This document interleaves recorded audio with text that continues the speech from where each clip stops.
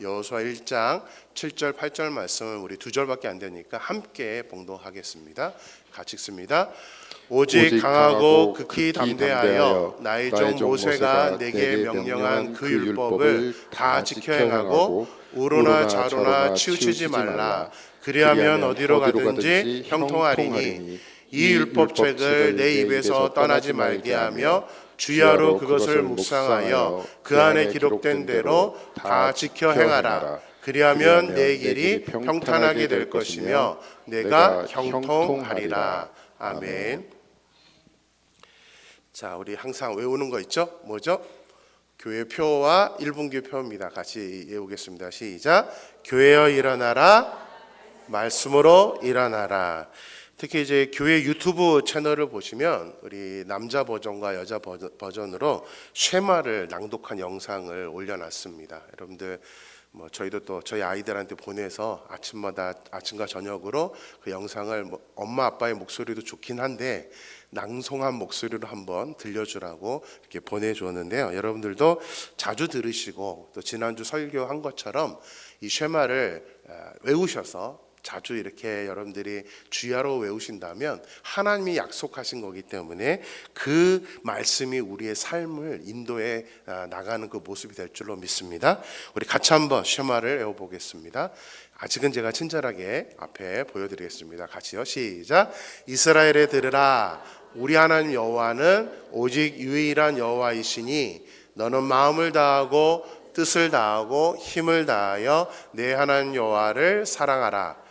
오늘 내가 내게 명하는 이 말씀을 너는 마음에 새기고 내 자녀에게 부지런히 가르치며 집에 앉았을 때든지 길을 갈 때든지 누워있을 때든지 일어날 때든지 이 말씀을 강론할 것이며 너는 또 그것을 내 손목에 매어 기호를 삼으며 내 미간에 붙여 표로 삼고 또 내 집 문설주와 바깥문에 기록할지니라. 아멘. 쉐마의 말씀처럼 우리가 마음을 다하고 뜻을 다하고 힘을 다하여 하나님을 사랑하면서 우리가 먼저 말씀을 마음에 새기고 또 그 말씀을 자녀에게 부지런히 가르치고 토론함으로 말미암아 또 하나님께서 약속하시는 그 축복이 우리 임마누엘교회 모든 성도들 가정 위에 넘쳐나게 되기를 주님의 이름으로 축원합니다.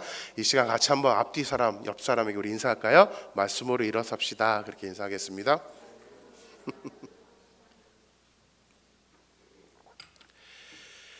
응답하라 1994라는 드라마를 아십니까? 아마 안 보신 분이 계실까 싶을 정도로 유명한 그런 드라마입니다. 저도 뭐 거의 손꼽는 드라마 중에 하나입니다. 제가 봤던 드라마 중에 너무 재밌었다라고 하는 드라마인데요. 뭐 재밌었던 것도 있지만 저는 이 드라마를 보면서 아내와 함께 한번 펑펑 울었던 적이 있습니다. 특히 한 장면에서 저희들이 둘이 그냥 팡 터졌었는데요. 그 덕선이라고 그 여자 주인공의 아빠 역할을 하는 성동일 배우가 이제 덕선이랑 막 얘기를 하는 장면이 있습니다. 그때 이 성동일 씨가 그렇게 얘기하죠. 아빠가 처음이다. 그래서 아빠 쪽가 봐줘 이러면서 이제 사투리 쓰면서 그 아빠가 처음이다라는 그 말씀을 했을 때 저도 지금 되게 눈물이 나와요. 그때가 이제 저희가 중국에서 이 드라마를 봤었는데 저희 아이들이 딱 그 덕선이 나이였습니다. 생각해 보니까 항상 미안한 거예요. 아이들한테 그 중국 땅까지 데려가서 아이들을 그 모진 환경 속에서 키우는 제 모습이, 그리고 또 저도 아빠가 처음이니까 사실 이게 감정이입이 되더라고요. 연습해 본 적이 없잖아요. 아빠 연습을 해보고 아빠가 된 분들 계신 분도 있겠지만 대부분은 처음 아빠가 되어서 아이들을 키우다 보니까 자꾸 실수하고 미안해하고 이런 모습들이 너무 많다 보니까 둘이 그냥 그거 보면서 막 펑펑 울었던, 그래서 아직도 제 리스트 중에 있는 제일 다시 보고 싶은 드라마 중에 하나로 남아 있습니다. 인생은 연습이 없습니다. 좀 인생에 연습이 있었으면 참 좋겠다는 생각을 많이 합니다. 그죠? 한번 살아보고 다시 또 수정해서 다시 한번 살아볼 수 있다면 너무 좋겠는데 우리의 인생에는 연습이 없습니다. 또 대본이나 시나리오가 없습니다. 그죠? 미리 알고 좀 알고 대피하고 가면 좋을 텐데 그게 잘 안 됩니다. 매 순간이 새로운 삶이고 항상 선택의 기로에 서서 결정을 해야만 하는 것이 바로 우리의 인생입니다. 저희가 위니펙에 온 지 벌써 3달이 다 되어가고 있습니다. 근데 지금도 문득 위니펙이 오지 않았으면 지금 어디에서 무엇을 하고 있을까라는 생각을 종종 합니다. 저 아내랑 이렇게 누워 있다가도 우리 위니펙 안 했으면 어디가 있을까? 뭐 이런 생각을 하는데 물론 위니펙의 삶이 힘들어서가 아닙니다. 오해는 하지 말아주세요. 제가 괜히 후회해서 그런 얘기를 하는 게 아닙니다. 물론 힘든 건 있습니다. 솔직하게는 좀 힘이 드는데 그래도 저희가 뭐 어떤 그런 모습 때문에 원망해서가 아니라 다른 선택을 했으면 과연 지금 우리의 삶은 어떨까라는 이 선택에 대해서 또 한번 추측을 해보고 상상을 해보기 때문입니다. 지금 여러분들 만나서 너무나 좋은데 또 이게 아니었으면 또 어디에서 어떤 모습으로 살아갈 것인가. 이 선택에 따라서 우리의 삶은 너무나 다른 모습으로 우리가 전개될 수밖에 없습니다. 그렇기 때문에 항상 우리가 연습이 없는 우리의 인생에 연습이 없기 때문에 또 우리가 선택한 다음에 그 길로 가면 다른 길은 어떻게 될지를 모르기 때문에 우리는 항상 하나님의 인도하심과 하나님께서 이끌어 주시는 그 길을 갈 때에 우리의 인생은 정말 안정되게 하나님이 기뻐하시는 길을 갈 수 있기 때문에 이 선택이라는 것이 굉장히 중요하다는 사실이고 그 선택에 있어서 하나님의 가르침, 하나님의 인도하심, 하나님의 이끄심이 너무나 중요하다는 것을 우리는 인식을 해야 됩니다. 오늘 본문에 나온 여호수아는 모세 밑에서 훈련을 받는 위치에 있다가 이제 이스라엘의 지도자가 되어서 새로운 시작을 하게 되었습니다. 물론 여호수아는 거부할 수는 없었습니다.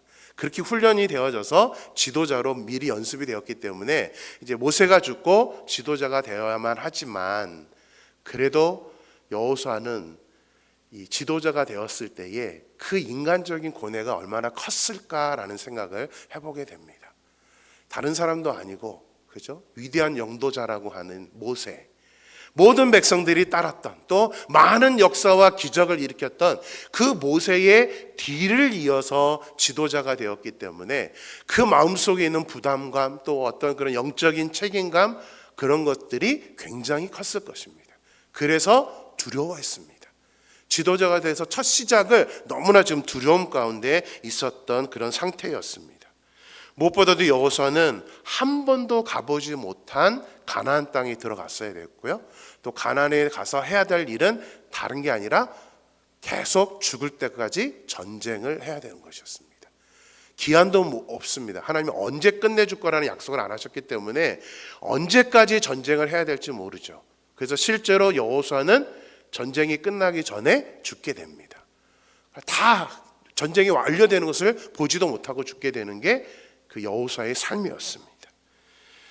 그래서 하나님은 여호수아에게 그리고 모세의 뒤를 이어 여호수아의 지도를 받게 될 이스라엘 백성들에게 그리고 지금 우리도 사실은 매일매일 새로운 길을 걸어가고 있는데 그런 우리들에게 어떻게 살아야 하는지 어떻게 사는 것이 가장 바람직한 삶인지를 오늘 말씀을 통해서 우리에게 설명을 해주고 있습니다.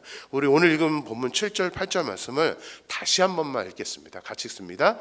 오직 너는 마음을 강하게 하고 극히 담대하여 나의 종 모세가 내게 명한 율법을 다 지켜 행하고 좌로나 우로나 치우치지 말라. 그리하면 어디로 가든지 형통하리니 이 율법책을 내 입에서 떠나지 말게 하며 주야로 그것을 묵상하여 그 가운데 기록한 대로 다 지켜 행하라. 그리하면 내 길이 평탄하게 될 것이라 내가 형통하리라. 먼저 하나님은 두려움 속에 있는 여호수아의 마음을 잘 아시고 구체적인 삶의 방향을 제시하기 전에 먼저 위로를 해주시죠. 뭐라고요? 담대하라. 두려워하지 말라. 내가 너와 함께 할 것이다. 아마 제가 여호수아였다면 너무 감격했을 것 같아요. 그죠? 막 불안하고 두려운데 두려워하지 마. 내가 너와 함께 할 거야. 그러니까 하나님은 먼저 여호수아의 마음을 단단하게 이렇게 이끌어 주시는 모습으로 시작을 합니다. 이제 그런 후에 본격적으로 가르침을 주십니다. 어떻게 해야 되나? 어떻게 해야 이스라엘 백성들을 잘 이끌어갈 수 있는지 또 우리에게도 말씀하십니다. 우리가 어떻게 살아야 하나님이 기뻐하시는 삶, 우리가 어떻게 살아야 실수하지 않고 우리가 연습할 수 없는 우리의 인생을 어떻게 해야 잘 걸어갈 수 있을지 오늘 본문에서 설명을 해주겠습니다. 크게는 두 가지인데요. 첫 번째로 주시는 말씀이 뭐냐면 이 율법책을 내 입에서 떠나지 말게 하라는 말씀을 하시면서 그 앞에 보면 이 율법을 다 지켜 행하고 뭐라고 되어 있습니까? 좌로나 우로나 치우치지 말라. 이게 처음 주시는 말씀입니다. 좌로나 우로나 치우치지 말라. 이게 무슨 의미일까요? 좌로나 우로나 치우치지 말라. 그냥 정도만 가라? 그런 의미도 있겠지만 우리의 삶에 좀 적용을 했나 보면 상황에 따라 또 우리 환경에 따라 어쩔 수 없다 하면서 합리화를 하지 말라는 것입니다. 우리는 상황에 굉장히 민감합니다. 그래서 말씀을 알고 있음에도 불구하고 이 말씀을 우리에게 맞게 적용을 하려고 자꾸 노력을 해요. 내 상황에 맞추어서 합리화를 하려고 하는 것이 우리의 모습입니다. 그것을 성경은 좌로 우로 치우친다라고 말씀을 하고 있는 것입니다. 캐나다는 좀 그렇지 않은 모습이지만 우리 한국의 상황은 참 많이 힘듭니다. 이제 제가 가르쳤던 제자들, 후배들 이제 종종 저한테 연락이 오는데 너무나 한국에서의 삶을 힘들어합니다. 뭐가 그렇게 힘드냐 그랬더니 아이들이 그런 얘기를 해요. 자기 직장에서 학교에서 자기가 크리스찬이라는 것을 밝히는 것이 너무 힘들대요. 나 교회 다녀 이 말을 하는 것이 힘들다고 합니다. 또 부끄럽대요. 자기가 교회를 다닌다 그러면 그 뒤부터 이렇게 다가오는 반응들이 너무나 안 좋기 때문에 굉장히 힘들어하는 것을 저에게 많이 호소를 하고 있습니다. 왜 그러냐면 많은 우리 기독교인들이 특히 목사님들이 정치에 지나치게 몰두해서 너무 정치 편향적이 돼서 교회에서도 정치 설교를 하고 있고 그것이 오히려 믿지 않는 사람들에게 너무나 안 좋은 모습으로 보여지고 있다는 사실입니다. 심지어는 옛날에 같으면은 교회에서 어떤 문제들이 일어나면 서로 기도하면서 해결을 했었는데 이제는 법정으로 갑니다. 교회 내에서 해결이 되지 않으니까 이게 법정 싸움으로 가서 법정에 매여 있는, 법정에 지금 계류되어 있는 교회의 분쟁들이 너무나 많이 나타나다 보니까 사랑을 강조하는 우리 기독교의 본질의 모습을 보여주지 못하고 있어서 안티 기독교적인 사회적 현상이 지금 우리나라는 굉장히 심해지고 있는 상황입니다.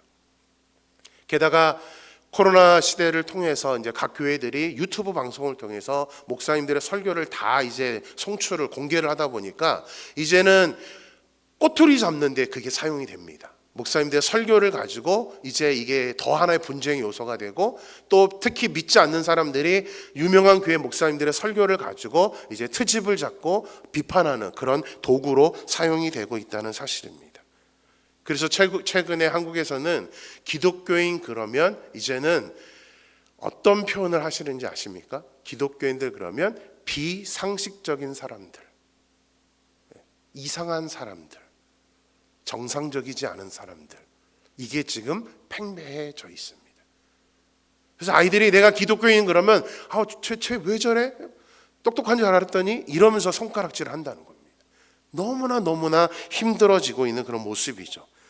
과거에는 방송에서 종교에 대한 이야기는 다루지 않는 것이 불문율이었습니다. 어느 종교든 불교든 기독교든 천주교든 방송의 소재로 다루지 않았었습니다. 그런데 요즘은 아주 노골적으로 방송의 소재로 다룹니다. 특히 어디요? 기독교를요. 근데 그 방송의 소재로 다루는 거 보면 좋은 모습을 다루지 않습니다. 방송에서도 다 비상식적인 사람들로 묘사를 합니다. 거기다 또 뭐죠? 바리새인들이나 들었던 이중인격자, 위선자, 이것이 세상 사람들이 바라보는 기독교인들의 모습이라는 사실이죠.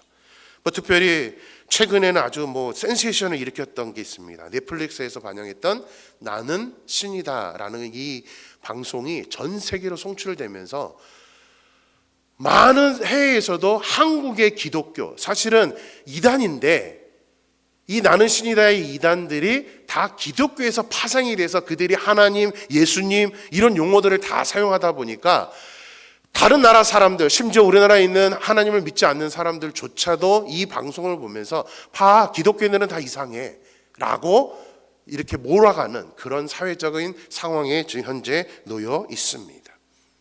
그래서 모든 기독교인들이 매도당하죠. 거기다가 또 이단들의 JMS만 있는 게 아니죠. 신천지, 우리 코로나 때도 신천지 때문에 난리가 났었잖아요. 그러니까 모든 게 다 지금은 우리 기독교인들에 대한 평가가 좋지 않은 상태에 있습니다.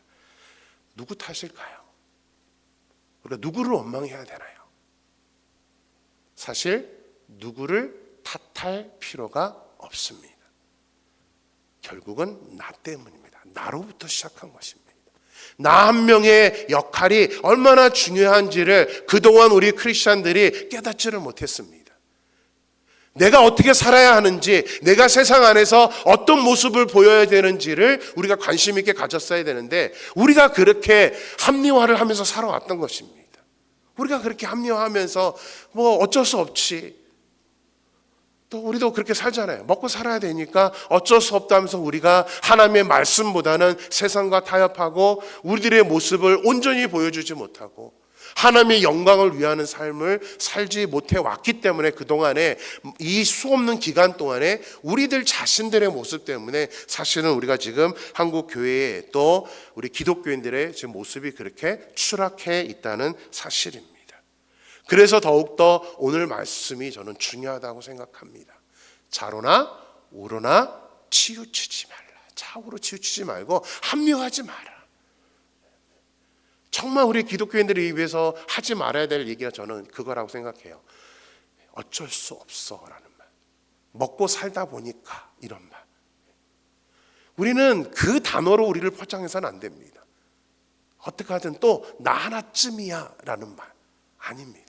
나 하나 때문에 라는 말을 우리는 해야 됩니다. 나 한 사람 때문에. 하나님은 우리가 이러한 삶의 모습을 너무나 잘 아시기 때문에 좌로나 우로나 치우치지 말라고 말씀을 하고 있는 것입니다. 그런데 그냥 좌로나 우로나 치우치지 말라로 끝나는 게 아닙니다. 우리가 그렇게 살았을 때에 하나님께서 어떻게 해주실 것인지를 그 약속의 말씀이 있기 때문에 우리가 더욱더 이것을 좀 의지하고 나아갈 수 있어야 됩니다. 그래서 합리화하지 않아도 되는 이유가 여기에 있습니다. 우리 같이 7절 말씀만 다시 한번 보겠습니다. 7절 읽겠습니다. 오직 강하고 극히 담대하여 나의 종 모세가 내게 명령한 율법을 다 지켜 행하고 우로나 좌로나 치우치지 말라. 그리하면 어디로 가든지 형통하리니. 우리가 좌로나 우로나 치우치지 않으면 하나님이 약속을 하나 해주시죠. 그게 뭡니까? 어디로 가든지 형통하리라. 그러니까 우리가 합리화를 하지 않아도 먹고 살려다 보니까 어쩔 수 없어라고 합리화를 하지 않으면 오히려 하나님께서 우리의 길을 형통하게 채워주신다라고 약속하셨습니다. 그러니까 이 약속을 믿으면 우리가 합리화하지 않아도 되는데 우리가 이 약속을 믿지 못하니까 자꾸 합리화를 하게 된다는 사실입니다. 저는 이 말씀이 사실이라는 것을 좀 생생하게 경험을 했던 적이 있습니다. 하나의 간증을 여러분한테 해드리고 싶은데요. 제가 대학교 때 저희 교회에서 부흥회가 있었습니다. 그때 오신 강사 목사님께서 저는 그때 당시 생전 처음 듣는 설교를 하셨습니다. 그게 뭐냐면 천예물에 대한 설교를 하셨어요. 천예물. 천예물이 뭔지 아십니까? 천예물? 구약에 있는 율법이고 계명 중에 하나인데 이스라엘 백성들이 이제 농사를 지니까 농사를 짓고 얻은 첫 수확 열매, 그 다음에 가축을 재배해서 낳은 새끼 중에 처음 것은 하나님의 것이다라고 구별되어서 이것을 하나님께 드려야 된다는 그 말씀을 이제 설교를 하시면서 이제 지금 현대는 그럴 수 없으니까 우리에게 적용한다면 우리가 새로운 일을 하게 되면 그것을 첫 예물로 드려야 됩니다라고 목사님이 설교를 하셨습니다. 저는 처음 듣는 얘기이기도 했고 너무나 이 말씀이 저에게는 아주 큰 충격으로 다가왔습니다.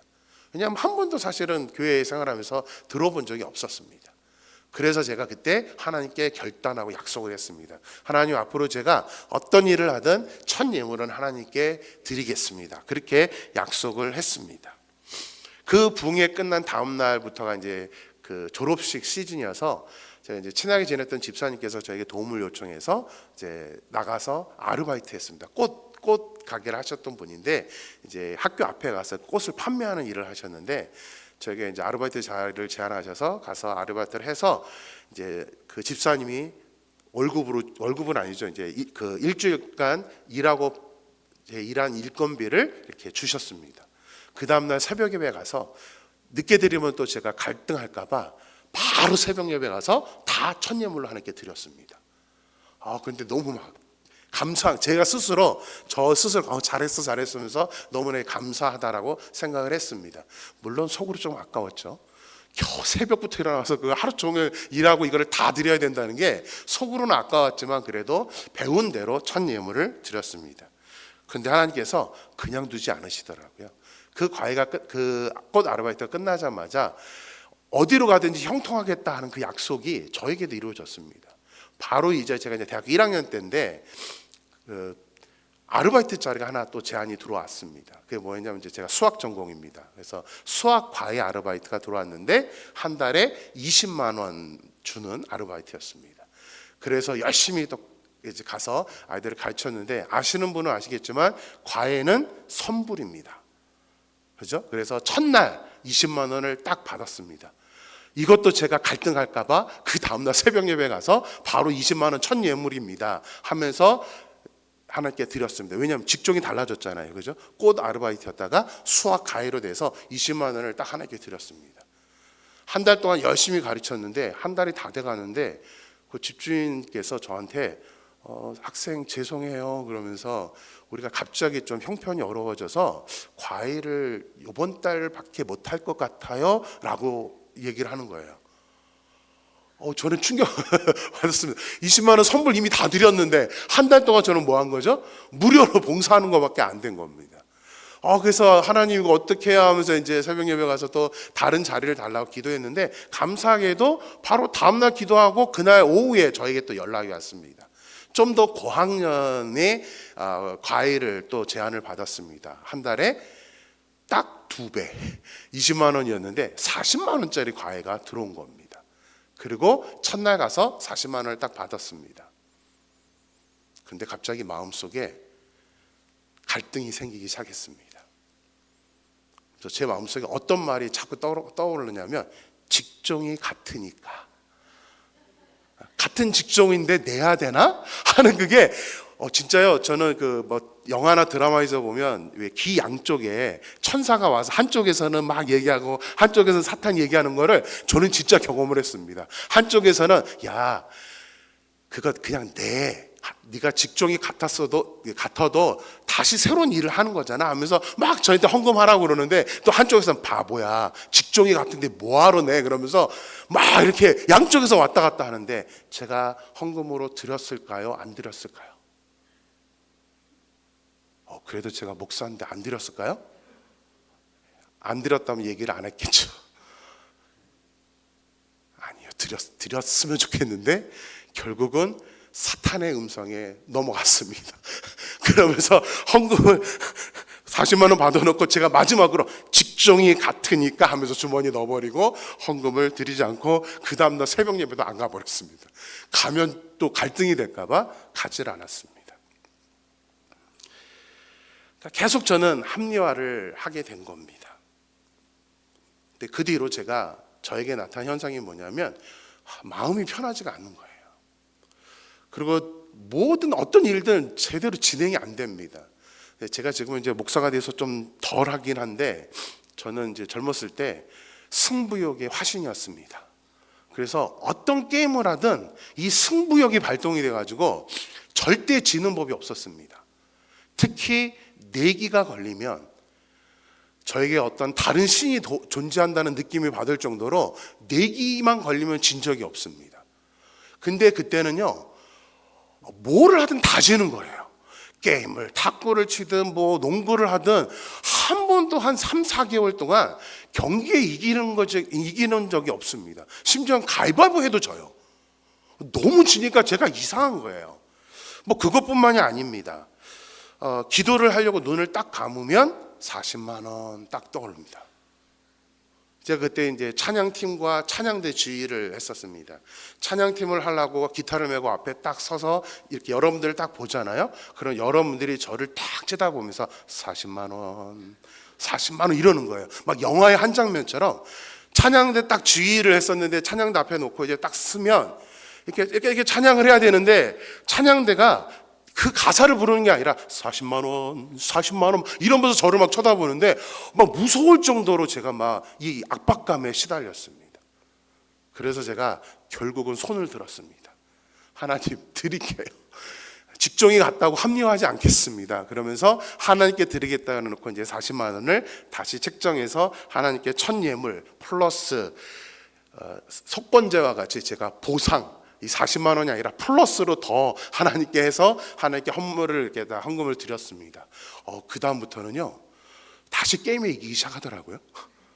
그리고 찬양대가 저를 쳐다보면서 40만 원 그러는 게 아니라 잘했어 할렐루야 이러면서 저를 쳐다보는데 그때부터는 제가 막 신이 나서 막 주의를 다시 했던 그런 경험이 있습니다. 저는 그때 너무나 절실하게 경험했습니다. 그래도 저는 감사했습니다. 하나님께서 그런 마음을 주셔서 저로 하여금 어떤 경우에도 한번 결단했던 그 하나님의 말씀에서 자로나 우로나 합리화하지 말라는 것을 저는 그 어린 나이에 경험하면서 그 이후로도 저는 직종이 같을지라도 제가 사역지를 옮길 때마다 저는 하나님께 첫 예물을 드리기 시작했습니다. 근데 하나님 너무 감사한 게 저 말씀이 그대로 이루어진다는 걸 느낀 게 뭐냐면요, 어디로 가든지 형통하리라라는 말씀에 저는 특별히 하나님이 물질로 책임을 져주셨는데, 제가 그 40만 원 그 아르바이트를 하면서 동시에 이 40만 원의 헌금을 드리고 나니까 아르바이트 자리가 하나가 더 들어왔습니다. 고3 입시 과외를 이제 저에게 요청을 했습니다. 제가 그래도 좀 한수학 하거든요. 그래서 잘 가르쳤더니 학생들 성적이 좋아지니까 자꾸 소문이 나가지고 아르바이트 자리가 제안이 들어왔는데 딱 하나가, 다른 거는 너무 이제 시간을 쫓겨서 안 하고 고3 입시 과외를 하는데 80만 원짜리 과외가 들어온 거예요. 그때 제 대학 등록금이 50만 원이었습니다. 너무나 놀랍게도 하나님께서 물질로 채워주셔서 제가 대학 다닐 동안에 그래도 나름 풍성하게 살 수 있도록 하나님께서 책임져 주시는 것을 저는 그때 경험을 하게 되었습니다. 우리가 연약하기 때문에 상황과 환경에 눌려서 합리화를 하거나 하나님의 말씀을 온전히 지키지 않는 그런 실수를 범하게 됩니다. 그래서 하나님은 자로나 우로나 치우치지 말고 중심을 잡고 합리화하지 말고 주시는 말씀 그대로 하나님의 말씀을 지켜 행하라고 우리에게 말씀을 하고 있는 것입니다. 우리가 그렇게 하나님의 말씀에 순종만 한다면 물론 힘듭니다. 하나님의 말씀대로 순종하는 게 결코 쉬운 일이 아닙니다. 그것을 지킨다는 게 우리 안에는 많은 어떤 손해와 우리가 내려놓아야 될 부분이 필요합니다. 그럼에도 불구하고 우리가 하나님의 말씀에 자로나 우로나 치우치지 않고 지키면 하나님은 분명하게 약속해 주셨습니다. 그리하면 어디로 가든지 형통하리니. 할렐루야. 우리가 그 말씀을 우리가 의지하면서 그 이끌어 주심을 믿고 따라갈 수 있는 저와 여러분의 삶이 되기를 주님의 이름으로 축원합니다. 자, 물 가운데 지날 때라는 찬양이 있습니다. 저도 흔들릴 때마다 이 말씀을 다시 한번 찬양하게 되는데요. 후렴법을 보면은 우리 그 여호수아에게 주시는 말씀 그대로 또 우리에게도 도전하는 말씀입니다. 두려워 말라, 놀라지도 말라. 내가 어딜 가든지 무슨 일 만나든지 내가 함께 하리라. 두려워 말라, 놀라지도 말라. 내 너를 붙들리라, 너를 도우리라. 주님 약속하셨네. 이 찬양이 또 여호수아의 말씀이 진정으로 저와 여러분의 그 약속이 되어서 우리가 실제로 삶을 살아가는 동안에 하나님이 우리와 함께 하심을 체험하면서, 그래서 말씀 붙들고 산다는 것이 얼마만큼 우리 기독교인들에게 중요한 일이고 우리에게 복된 일인지를 우리 모든 우리 성도님들이 경험할 수 있게 되기를 간절히 축원합니다. 자, 이제 8절 말씀 같이 보겠습니다. 8절 말씀입니다. 같이 읽습니다. 이 율법책을 내 입에서 떠나지 말게 하며 주야로 그것을 묵상하여 그 안에 기록된 대로 다 지켜 행하라. 그리하면 내 길이 평탄하게 될 것이며 내가 형통하리라. 하나님께서 좌로나 우로나 치우치지 말라고 말씀하신 후에 두 번째로 강조한 것은 주야로 그것을 묵상하여 그 안에 기록된 대로 다 지켜 행하라라는 말씀입니다. 이것은 지난주에 설교 드렸던 말씀입니다. 주의 말씀을 읊조리 나이다. 우리가 자꾸 하나님의 말씀을 묵상하다라는 단어는 이제 외워서 말하는 것입니다. 하나님의 말씀을 우리가 외워서 자꾸 말하다 보면 그것이 오늘 본문에 나와 있는 또 하나의 약속이죠. 그리하면 내 길이 평탄하게 될 것이며 내가 형통하리라. 똑같은 약속의 말씀을 우리에게 주시고 있다는 사실입니다. 하나님은 우리가 주야로 말씀을 묵상하는 것을 너무나 중요하게 생각하십니다. 왜냐하면 그 말씀을 묵상하는 게 단순히 암기하는 주문 외우는 게 아니기 때문입니다. 우리가 자꾸 말씀을 묵상하다 보면 우리가 어려운 상황에 놓이거나 이렇게 결정을 해야 되는 그 갈등의 상황에 놓였을 때에 말씀이 있는 사람과 말씀을 묵상하던 사람과 말씀을 묵상하지 않는 사람의 차이점이 여기 나옵니다. 말씀이 작용을 안 합니다. 말씀 묵상한 게 없으면 그냥 내가 결정하고 맙니다. 근데 말씀을 묵상하는 사람들은 어떤 결정을 할 때나 또 때로는 우리 구역 공과 때 했었죠. 하나님의 말씀을 우리가 묵상하다 보면 어떠한 우리 자녀들이나 우리가 어떤 잘못된 행동을 하려고 할 때에 그 말씀이 팝업이 됩니다. 우리를 막아서요. 그거는 하나님의 뜻이 아니야. 이렇게 하면 안 돼 하면서 우리의 양심을 하나님께서 찔러주시고 그 말씀이 우리의 행동을 제어해 주십니다. 그렇기 때문에 우리가 죄를 짓는 많은 부분들을 우리가 해결할 수 있습니다. 말조심하게 되고요. 우리의 감정들을 조절하게 됩니다. 그래서 매 순간 그 말씀이 우리를 지도하게 되면 그 말씀대로 우리들이 하는 실수들이 많이 줄어들게 된다는 사실입니다. 그래서 말씀에 묵상하는 것이 너무나 중요하다는 것을 오늘 본문은 우리에게 말씀해주고 있습니다. 그래서 우리 지난주에도 읽었던 시편 1편에서 주야로 말씀을 묵상하는 사람이 뭐 하는 자라고요? 복이 있는 사람입니다. 제 얘기가 아니라 성경에 있는 말씀이기 때문에 우리가 주야로 그 말씀을 묵상하는 것이 우리에게 복이 되는 일이기 때문에 오늘 이 여호수아에서도 하나님께서 여호수아에게 이스라엘 백성들에게 그리고 지금 우리들에게 다시 한번 강조하는 겁니다. 하나님의 말씀을 묵상하세요. 그 말씀을 외우세요. 외워서 그 말씀대로 다 지켜 행한다면 우리는 하나님의 축복된 사람으로 살아갈 수 있다는 것을 말씀해주고 있습니다. 특히 지난주에 설교를 끝에 한 구절은 하지 않았는데요. 시편 119편, 우리 105편 한번 같이 읽겠습니다. 같이 읽습니다. 주의 말씀은 내 발의 등이요 내 길의 빛이니이다. 예. 주의 말씀이 내 발의 등이라는 것은 뭐죠? 내가 가는 길을 비추어 준다는 얘기죠. 내 길의 빛이다. 빛으로서 나를 이끌어 주기 때문에 주님의 말씀이 우리의 삶에 있어서 너무나 중요합니다. 아빠도 아빠가 처음이니까 나를 좀 봐줘. 이게 아니라 우리는 오히려 이제는 나는 인생을 가본 적은 없지만 나는 아빠가 되어본 적은 없고 지금 너를 키우는 게 처음이지만 이 말을 이제는 우리는 바꿀 수 있어야 된다고 생각합니다. 저희가 그때 그 드라마를 보면서 그냥 울고 끝난 게 아니에요. 더욱더 저와 아내는 그래서 우리가 말씀을 더 심각하게 받아들여야 된다. 우리가 그래서 더욱더 말씀을 어떻게 먼저 우리가 배우고 우리가 아버지로서 어떻게 살아야 되는지 어떻게 자녀들을 이끌어가야 되는지를 배워야 된다라고 저희는 오히려 그 드라마를 저희들의 삶의 새로운 모습으로 도전을 받았었습니다. 인생은 예행 연습은 없습니다. 하지만 무엇은 가능합니까? 실수하지 않고 갈 수 있는 그 방법은 가능합니다. 무엇이 있으면요? 말씀이 있으면. 말씀이 있으면 우리의 등이 되어주시고 빛이 되어주시기 때문입니다. 우리가 어떤 물건을 사게 되면 반드시 따라오는 것이 있습니다. 매뉴얼이죠. 매뉴얼이 따라옵니다. 저나 여러분이나 아마 비슷한 경험을 했을 겁니다. 제가 처음 미국에 와서 유학을 와서 가구, 서랍장 이런 거를 사면요 한국을 생각했습니다. 가서 완성품을 갖다 주는 걸로 생각을 했는데 디스플레이 되어 있는 걸 사면 그걸 못 가져가더라고요. 뭘 가져갑니까? 박스 안에 들어있는 걸 가져가서 누가 해야 돼요? 물건 산 사람이 다 조립을 해야 됩니다.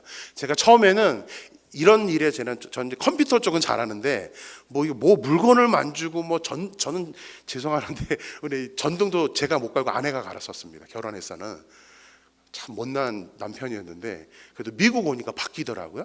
안 하면 못 살겠더라고요. 무조건 모든 물건을 사면 조립을 다 해야 되는 거예요. 도라이버도 한번 써본 적이 없는데 처음에는 매뉴얼을 보고 해야 된다는 것을 생각을 못했습니다. 그러니까 제가 대충 보고 막 하다 보니까 다 망가지는 거예요. 그래서 한두 번 망가뜨린 후에는 이거는 내가 하면 안 되겠구나 하면서 매뉴얼을 이제 그때부터 꺼내 들고 매뉴얼대로 하다 보니까 이제 실수를 하지 않고 이제는 무슨 물건이 오더라도 매뉴얼부터 봅니다. 설명을 다 읽어보고 실수하지 않도록 이제 매뉴얼대로 합니다. 여러분도 경험하셨죠? 물론 이제 실력이 있으신 분들은 매뉴얼 안 봐도 대충 이렇게 보시고 다 아는 분도 계시긴 하지만 그래도 매뉴얼 따라 했었을 때에 망가뜨리지 않고 실수하지 않고 그렇게 우리가 물건을 제대로 만들 수 있는 것처럼 그래서 제가 오늘 설교의 제목을 인생의 매뉴얼이라고 제가 정했습니다. 우리 인생도 매뉴얼이 있습니다. 무엇이라고요? 말씀입니다. 성경이 바로 우리의 인생을 어떻게 살아가야 될지를 가르쳐주는 그런 인생의 매뉴얼입니다. 앞에서 말씀드렸던 것처럼 인생에는 연습이 없습니다. 실전입니다. 한번 행동하고 나면 그것을 주워 담으려면 너무나 힘듭니다. 좋은 행동은 상관이 없지만 우리가 잘못된 행동을 한번 하게 되면 그때부터는 이것을 주워 잡는다는 것은 너무나 어려운 일입니다. 또한 한번 결정하고 나면 그 책임은 우리 스스로가 져야 됩니다. 내가 반드시 그 행동에 대한 책임을 져야 됩니다. 우리가 어떤 길을 결정하게 되면 그 결정한 것에 대한 책임도 결국은 우리가 져야 됩니다. 우리가 하나님 앞에 원망할 필요 없습니다. 왜 하나님 저를 힘들게 하세요? 아니에요. 우리의 대부분의 결정은 내가 해놓고 하나님 앞에 왜 나에게 이렇게 힘들게 이런 힘든 길을 주세요라고 우리는 하나님을 원망할 때가 있습니다. 그렇게 되지 않으려면 우리의 인생의 매뉴얼인 하나님의 말씀대로 우리가 순종하고 살아야 된다는 사실입니다. 지금도 우리는 매일 새로운 길을 걸어가고 있습니다. 당장 10초 뒤의 일을 우리는 알 수가 없습니다. 그렇기 때문에 여러분들이 여러분 스스로 인생의 길을 걸어가시려고 한다면 결국은 힘들고 어려운 길을 우리가 선택할 수밖에 없습니다. 그러나 그 인생의 길을 하나님의 말씀에 의존해서 또 하나님의 뜻에 따라 우리가 걸어가게 된다면 저와 여러분의 삶이 정말 하나님이 기뻐하시고 우리가 행복한 길을 선택할 수 했다라고 자랑할 수 있는 그런 길을 저와 여러분이 살게 되기를 주님의 이름으로 축원합니다. 우리 같이 한번 주님 말씀하시면 내가 나아가리다. 주님